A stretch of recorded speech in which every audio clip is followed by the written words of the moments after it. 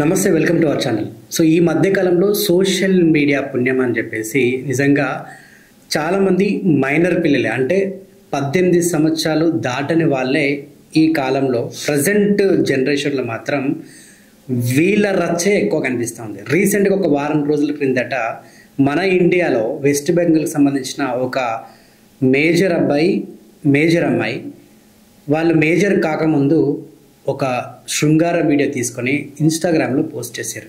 అది కాస్త ఇప్పుడు వైరల్ అయ్యి నిజంగా దేశమంతా వ్యాప్తించింది. దేశమంతటే కాదు, ప్రపంచ వెబ్సైట్ల అన్నింటిలో కూడా ఇప్పుడు ఆ ఒక శృంగారం వీడియో వైరల్ అవుతుంది. సో ప్రస్తుతానికి దాని గురించి అయితే అనేక చర్చలు జరుగుతున్నాయి. వాళ్ళకి పనిష్మెంట్ ఇచ్చారు, వాళ్ళని అరెస్ట్ చేశారు, ఇలా రకరకాలుగా జరుగుతూ ఉన్నాయి. మరి వీటన్నిటి గురించి మాట్లాడడానికి ప్రస్తుతం మన స్టూడియోలో ఉన్నారు ఇంటర్నేషనల్ లాయర్ రాజేష్ కుమార్ గారు. నమస్తే అండి. ఎలా ఉన్నారు? బాగున్నాను నరేష్. బాగున్నాను సార్. సో ప్రస్తుతం ఒక వారం రోజుల నుంచి సోషల్ మీడియాలో వెస్ట్ బెంగాల్లో జరిగినటువంటి ఓ వీడియో అయితే ఇప్పుడు అంతా చర్చ జరుగుతూ ఉంది. సో ఇది ఎందుకు అడుగుతున్నానంటే, మలేషియాలో 16 ఏళ్ళ వయసు అంటే మైనర్స్కి పర్మిషన్ లేదు సోషల్ మీడియా ఓపెన్ చేయడానికి. సో అక్కడ బ్యాన్, అంటే ఇన్స్టాగ్రామ్ కానీ ఫేస్బుక్ కానీ ఏ సోషల్ మీడియా అయినా కూడా. సో నిజంగా వాళ్ళు తీసుకున్న డెసిషన్ నాకు తెలిసైతే కరెక్ట్ అనిపించింది.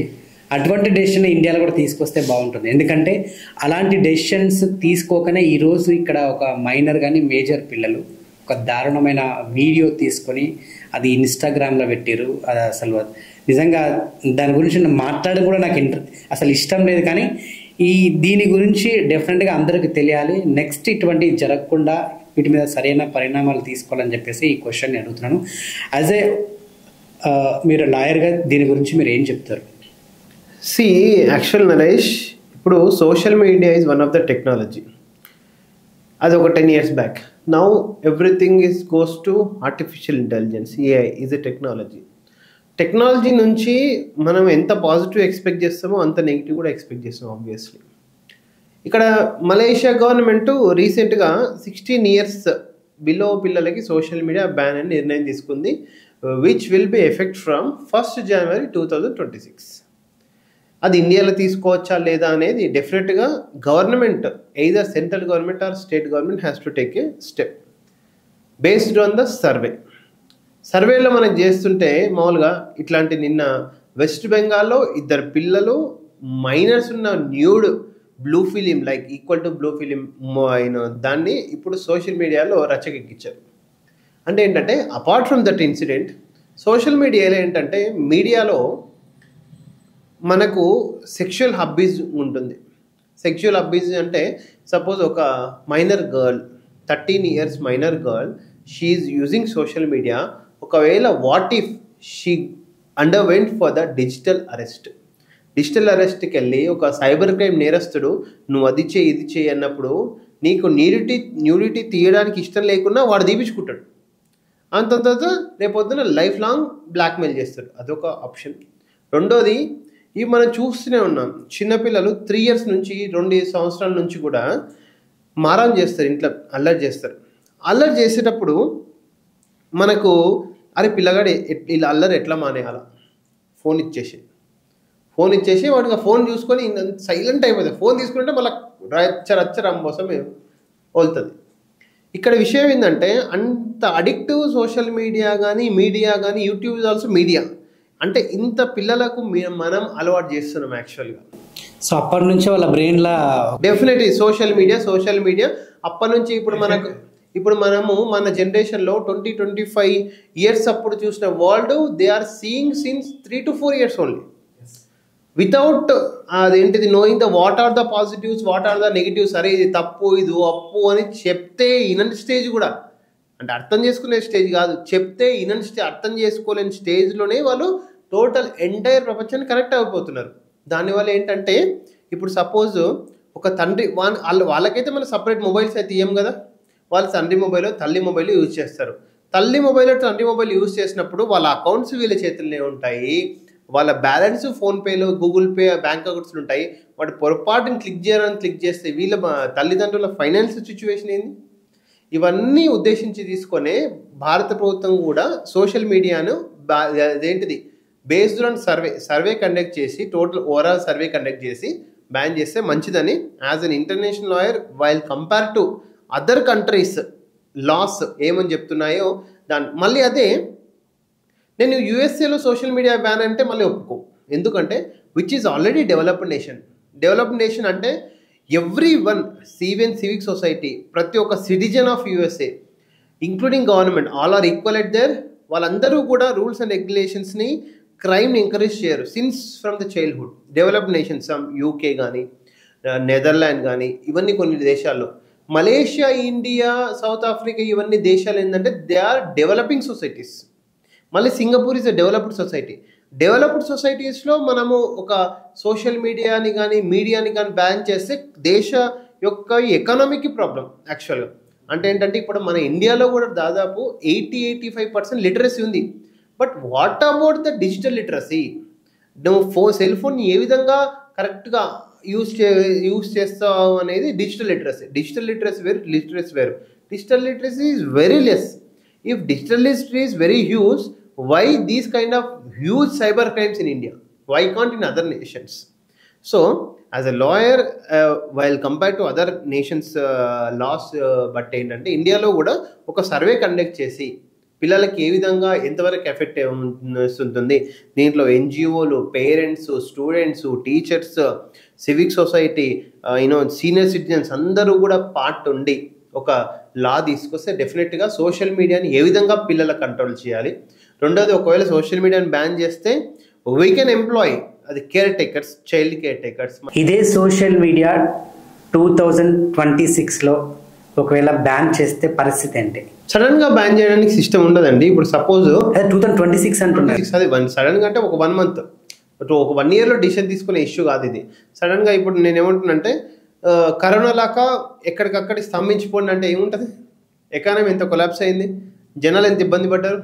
ఇప్పుడు ఎలా అయితే మలేషియాలో 16 సంవత్సరాల పిల్లలు సోషల్ మీడియా యూజ్ చేయొద్దని బ్యాన్ చేస్తున్నారు 2026లో, అటువంటి రూలే ఇండియాలో కూడా తీసుకొస్తే ఎలా ఉంటుందండి? నేను ఏమంటే Malaysia is a small country compare to India. మన 150 కోట్ల పాపులేషన్, అక్కడ మా అంటే 30-40 కోట్ల population. We need to go for one survey. అంటే ఏ విధంగా పాజిటివ్స్ ఏంటి, నెగిటివ్ ఏంటి, నిపుణుల opinion, parents, civic society, NGOs, school teachers, senior citizens, child rights organisations ఇవన్నీ తీసుకొని మనం ఆ డిసిషన్ తీసుకొని 2026 లాస్ట్లో అయినా 2026 ఫస్ట్లో అయినా. ఇప్పుడు నన్ను అడిగితే బెస్ట్ సజెషన్ ఏంటంటే భారత ప్రభుత్వానికి నేను విజ్ఞప్తి చేసేది ఏంటంటే, ఇప్పుడు ఎట్లాగో మనకు పాపులేషన్ సెన్సెస్ ఉంది. ఆ పాపులేషన్ సెన్సెస్తో there are lot of socio economic issues in India.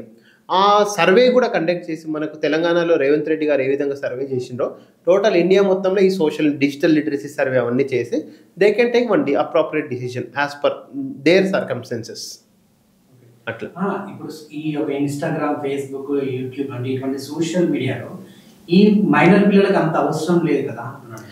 Yes అండి, మైనర్ పిల్లలకు అవసరం లేదు 100% మీరు అన్నది. కానీ మైనర్ పిల్లలకు అవసరం, మనమే అవసరం చేస్తున్నాయి. అది నేను ఇందాక చెప్పాను, 3 సంవత్సరాల పిల్లోడు అలర్ట్ చేయొద్దంటే మన ఫోన్ పడితే చాలు.